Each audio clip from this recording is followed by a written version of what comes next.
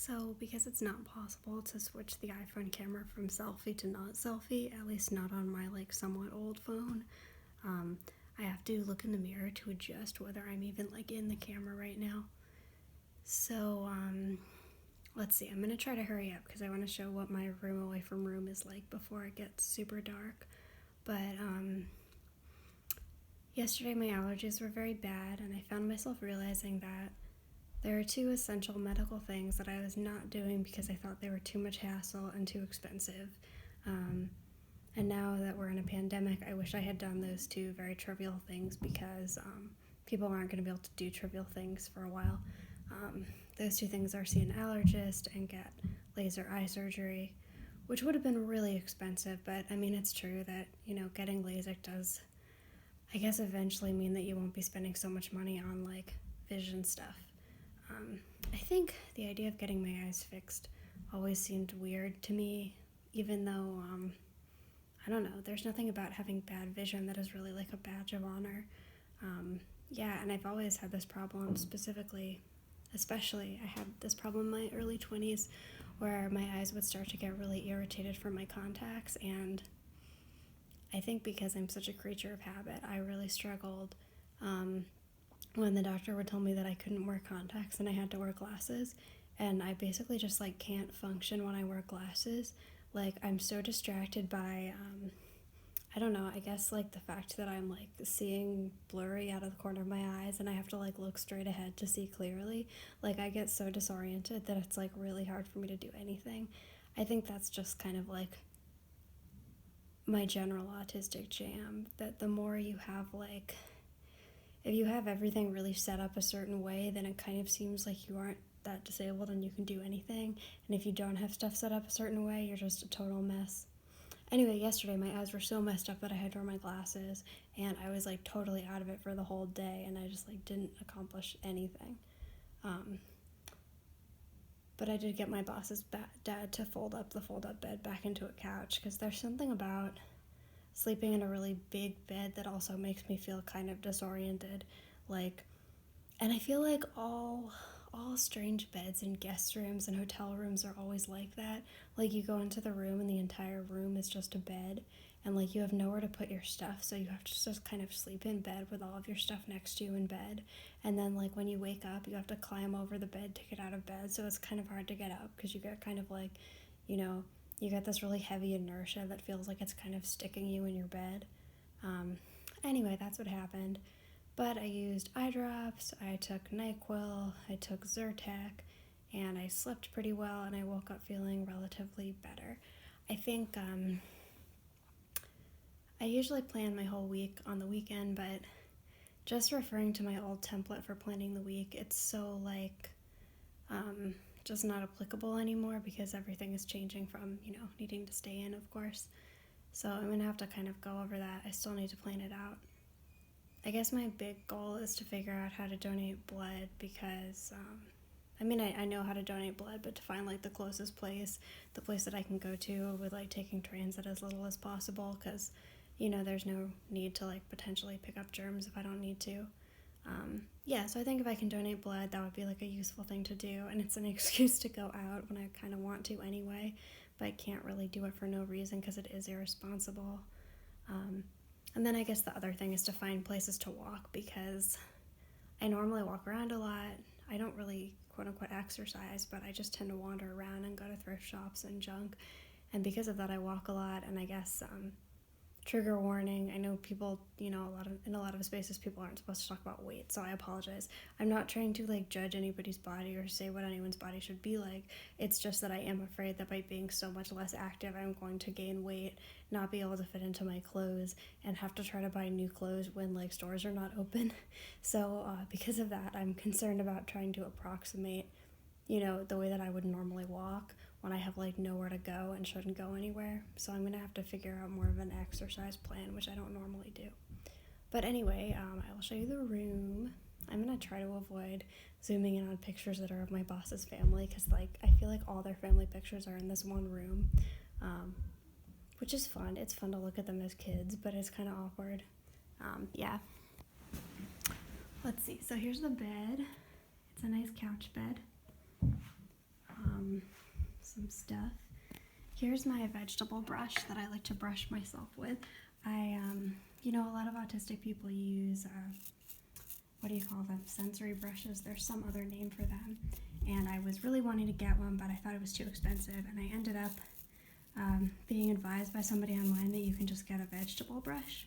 So I don't know if I'm using it properly, but like sometimes when I'm having sensory issues or just like nerve pain, I brush myself with it and it's really great. This is, I didn't go to my church stream today, their streaming services, but I don't know if it'll just be too weird. But anyway, this is an installation that they had at my church last summer, and they gave out these booklets of it, so I thought I would keep this so I could kind of look at my church, even though it is not currently having services because they don't want everyone to die. Let's see. Well, I've decided to set up this ottoman to be a little seat for myself. There's a lot of pillows that I had to take off the couch, so this is where I put some of the pillows. I figure I can sit on the floor and play guitar. There's my amp. I'm going to keep far away from them so you don't see how dusty they are from lack of use. Hopefully I'm going to get to using them again. This is too dark is the only problem. Well, you'll just have to guess what this is. This is a sticker picture of a train that my friend Emmett made for me. This is a card of whales that my friend Shannon sent to me because I love whales. My best friend Josh gave me these bobbleheads of Captain America and Bucky. Can't really see Bucky, he's just sitting there in the dark. You'll just have to imagine. I wish I had gotten this done like a bit earlier. Here's my mask. It's not the nicest place to put it, but I wanted it to kind of like not get touched by anything and be a good place to dry out if I wash it.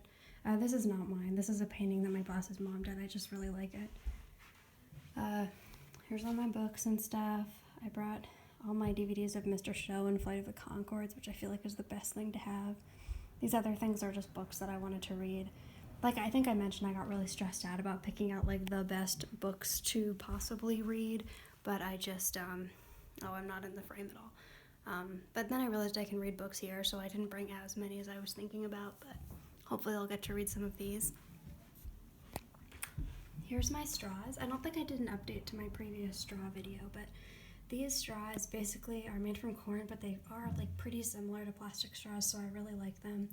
And after I realized that like some compostable straws at cafes seem to be really good, I think some of them were wrapped, so I realized that it was this brand Eco Products, and so I ordered them online in bulk, and this is really great. This is going to last me like more than a year, so I'm pretty happy. Here's my sewing supplies and my physical therapy band, and this is some hair cutting scissors because we're all going to need to cut our own hair. Here's my Game Boy, very important to play Pokemon. Here's some fabric, because sometimes I like to make myself felt coasters, and I made them for friends also, so I thought I would work on them a bit. This is something my friend Briar mailed to me a year or two ago.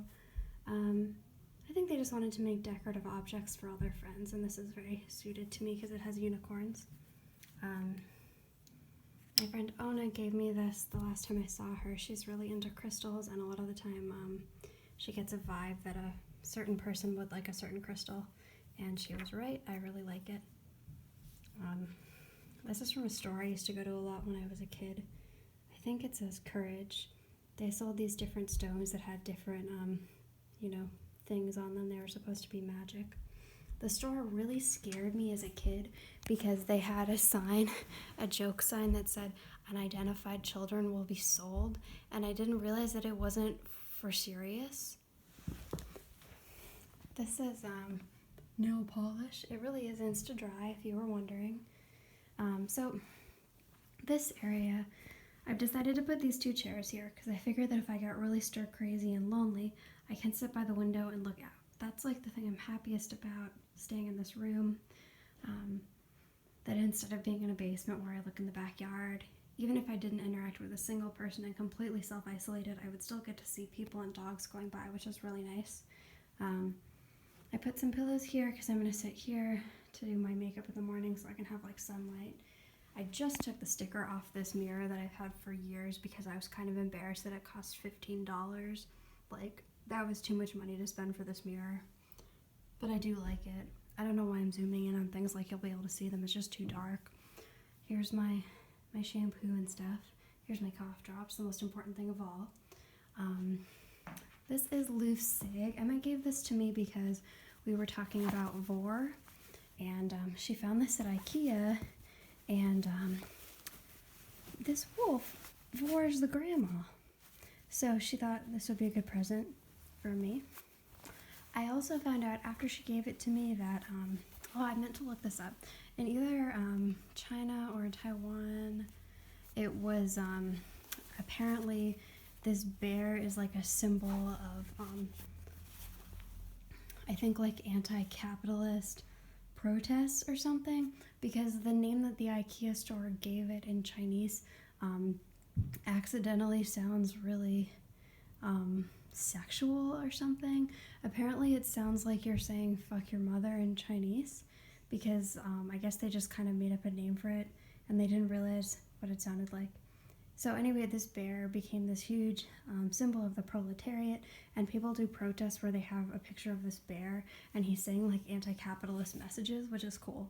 But Emmett wasn't aware of this when she gave him to me, but I think it makes him all the much more special. This is a whale from Cape Cod that my dad gave me. My parents live in Cape Cod. This is Magikarp, which my friend Matthew gave me. I love Magikarp.